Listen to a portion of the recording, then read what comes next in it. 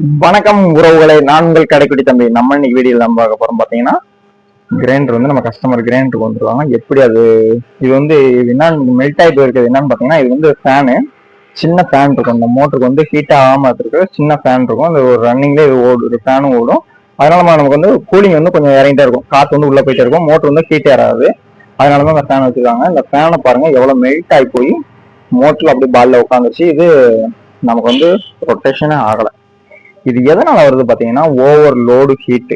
Overload நீங்க வந்து அரைச்சிக்கிட்டே இருந்தீங்கன்னா 2-3 மணி நேரம் ஓவர்லோடு போட்டு அரைக்கிறது, நம்ம விட்டுறது. நம்ம வந்து மாவு அரைச்சிக்கிட்டே இருக்கும், மாவு அரைச்சிட்டோம், மாவு நின்றுச்சுன்னா நம்ம போயிட்டு அதை கவனிச்சு தண்ணி ஊற்றி செஞ்சு நம்ம சுத்தி விடணும். அப்படி சுத்தி விடாட்டாலும் கவனிக்காம அப்படியே விட்டுட்டாலும் மோட்டர்ல வந்து ஆன் ஆகி நம்ம கிருன்னு சவுண்ட் கட்டுட்டே இருக்கும். அந்த மாதிரி பிரச்சனைனாலும் நமக்கு வந்து ஃபேன் வந்து மெல்ட் ஆகும். இப்போ வந்து நமக்கு வந்து மோட்டர் வந்து நல்லா தான் இருக்கு, கண்டினியூ நம்ம செக் பண்ணிட்டோம், மோட்டர் நல்லா இருக்கு. பட் ஃபேன் மட்டும் மெல்ட் ஆகி போச்சு. இதை நம்ம ரெடி பண்ணி வைப்போம். ஒவ்வொரு லோடும் போட்டு அரைக்கக்கூடாது. கொஞ்ச நாள் ஒரு அரிசி ஆட்டிட்டீங்கன்னா அதுக்கப்புறம் ஒரு 1/2 மணி நேரம் ரெஸ்ட் விட்டுருங்க. ஏன்னா மோட்டர் வந்து ஹீட் ஆயிருச்சுன்னா அதனால நம்ம ஹீட் எல்லாம் குறைஞ்சிக்கிறோம். அதுக்கப்புறம் நீங்க ரன் பண்ணலாம். மாவு போட்டுட்டு தண்ணி ஊற்றாம விட்டுறக்கூடாது. நமக்கு வந்து ஸ்டக்காய் நின்றக்கூடாது. ஸ்டக்காய் நின்னாலும் இந்த மாதிரி பிரச்சனை வரும்.